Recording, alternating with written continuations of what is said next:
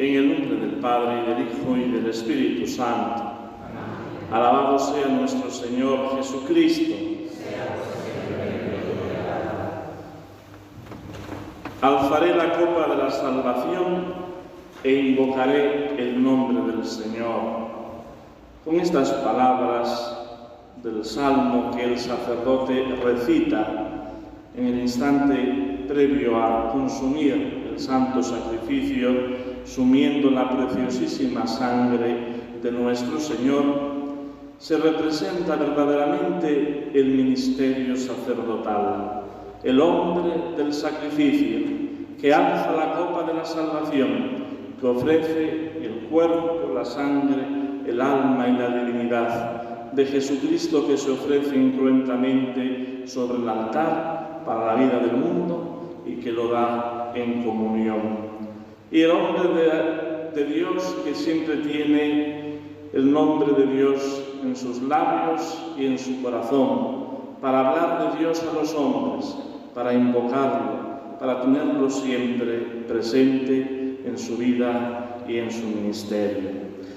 Con gratitud en este día por mis 13 años de sacerdocio, contemplo la grandeza del don inmerecido que he recibido y realmente experimento aquellas palabras del apóstol San Pablo a los Corintios. Somos frágiles vasijas de barro que portamos el don de Dios para que quede manifiesto que es el poder de Dios quien actúa y no nuestras flaquezas, nuestras siempre pobres fuerzas humanas. Verdaderamente el don del sacerdocio que nos incorpora verdaderamente a Cristo, cabeza, que nos da el poder de actuar en la persona de Cristo, de que sea el Señor quien consagra su cuerpo y su sangre por medio de nosotros, quien perdona los pecados, quien administra sus sacramentos, es siempre un don inmerecido, no un derecho que nadie pueda intentar obtener. Y al mismo tiempo, en este día, una petición de una plegaria sencilla a la Santísima Virgen por mi perseverancia en el ministerio y mi fidelidad al Señor. Celebramos en este día la solemnidad de la preciosísima sangre de nuestro Señor Jesucristo. Una devoción de los últimos siglos, impulsada por el beato Pío IX para el primer domingo del mes de julio, dedicando todo este mes precisamente a esta devoción de la preciosísima sangre y que el Papa San Pío X estableció para el día 1, para el día 1 del mes. Viene a ser como un despliegue del Viernes Santo y también de la fiesta de la Santa Cruz, así como del domingo 1 de Pasión. Se hace unas semanas, al celebrar la solemnidad del Santísimo Cuerpo y Sangre de nuestro Señor Jesucristo, era como un despliegue festivo del Jueves Santo, el día que nuestro Señor instituyó la Santísima Eucaristía y que, por estar ya dentro de ese contexto dramático de la pasión del Señor en el Tríduo Sacro, pues se cohíbe de alguna manera en la Sagrada Liturgia el poder dar todo el esplendor para ensalzar el Santísimo Sacramento. En este día también quiere la Sagrada Liturgia y la Iglesia, por medio de ella, ensalzar a la preciosísima sangre de nuestro Señor. No hay, lógicamente, un despliegue del cuerpo y de la sangre, puesto que en sí mismo, en el cuerpo de Cristo, está totalmente la sangre, el alma y la divinidad de nuestro Señor. No hay ninguna división. Pero este énfasis que pone hoy la Iglesia al celebrar, al honrar la preciosísima sangre de nuestro Señor Jesucristo, que de alguna manera como revivir en nosotros esos sentimientos profundos de gratitud por lo que ha costado nuestra redención. No hemos sido salvados, redimidos con oro ni plata, sino en el precio de la sangre de nuestro Señor Jesucristo. Podríamos hacer un recorrido por la historia de la religión, y así hay como 3 aspectos que ponen de manifiesto la relación del hombre con Dios. Esto es precisamente lo que significa religión, religar, unir al hombre creado a imagen y semejanza de Dios con el Creador y Señor de todo lo que existe. Y esto se produce de una manera, mediante un ritual, no con algo improvisado, sino especialmente mediante el sacrificio, mediante la ofrenda de una víctima. Así, si vamos al origen de la historia de la salvación, desde nuestros primeros padres, y así a continuación sus descendientes, los sacrificios de Caín y de Abel, de los patriarcas, de Abraham, de Noé, de Moisés, etc. Vemos como hay la necesidad de inmolar, de sacrificar una víctima a Dios nuestro Señor. Una víctima que ha de representar lo mejor que podemos ofrecer a Dios de aquello que tenemos.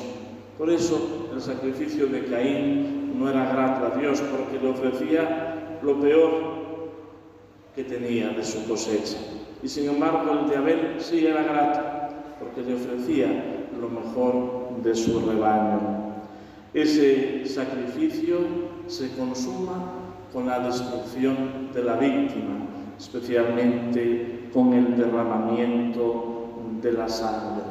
Y así se establece en Israel, una vez que ya se levante el templo de Salomón, todo un ritual de inmolar sacrificios, víctimas expiatorias, toda esa carnicería de animales que diariamente en el templo se ofrecían a Dios. Pero con un riesgo, el que esa ofrenda que se ofrece vaya de alguna manera separada de la propia vida del creyente que lo ofrece, hasta el punto de que llega un momento que a Dios nuestro Señor le repugna, se cansa de esas víctimas ofrecidas fríamente, convirtiendo casi en algo rutinario la ofrenda que se inmolaba a Dios. Y así el Señor exige un sacrificio interior, el sacrificio del corazón, el dar aquello que más cuesta, no aquello que de alguna manera servía para un cumplimiento exterior. Y aún así todos esos sacrificios inmolados de la antigua alianza eran siempre insuficientes, al tiempo que eran figura, representación de un sacrificio pleno y definitivo, el de nuestro Señor Jesucristo. La sangre derramada representa la propia vida que se da. Es más, el profundo significado de la sangre en la cultura semítica y en nuestra propia cultura representa esa propia vida. Y por eso era necesaria una sangre pura, una sangre incontaminada, la de ese Cordero sin mancha que será Jesucristo nuestro Señor, para que pudiéramos nosotros reconciliarnos con Dios de una vez para siempre. Así nos dice la epístola a los Hebreos, que nuestro Señor Jesucristo, el Verbo eterno, entró en el mundo como el sumo sacerdote en el templo de Dios para inmolar el sacrificio. Toda la vida terrena de nuestro Señor desde su encarnación en las entrañas purísimas de la Virgen Santísima, tiene siempre este sentido sacrificial, que vamos a ir contemplando cómo va increciendo hasta derramar la última gota de su sangre. Así, a los 8 días de su nacimiento virginal, la Iglesia celebra en la octava de la Navidad la fiesta de la circuncisión del Señor, cuando por primera vez nuestro Señor Jesucristo derramó por nosotros y por nuestra salvación las primeras gotas de su sangre. Dirá Santo Tomás de Aquino que con una sola gota podía el Señor haber llevado a cabo la obra de la redención. Y sin embargo no se conformó, sino que la derramó hasta la extenuación. Es especialmente en el misterio de su pasión y muerte donde contemplamos este derramamiento, esta entrega absoluta del Señor en favor nuestro, por nuestra redención, por nuestro rescate. En las horas amargas del Señor, en el huerto de Getsemaní, cuando se ve ese fenómeno extraordinario, que el Señor suda gotas de sangre y que la explicación científica es que es una situación de grandísimo sufrimiento en la persona que produce esa evaporación de la propia sangre, ya nuestro Señor la está derramando precisamente por amor a la humanidad, aceptando cumplir la voluntad de Dios, aceptando el cáliz que estaba preparado para él. Esas gotas de sangre que derramará en la cruel flagelación, cuando lleno de oprobio y de burla por el escarnio que aquellos viles soldados romanos le causaron con los latigazos, las flagelaciones, cuando tenía la piel, la carne, en carne viva, cuando sus sienes fueron traspasadas por aquella corona de espinas y la mofa de reírse haciendo muecas al rey de los judíos. Era el Cordero Inmaculado que silencioso iba derramando su sangre y que pronto sería conducido hacia el Calvario por la calle de la amargura. Cuántas lágrimas, cuántas gotas de sangre derramadas durante aquel camino hacia la cruz.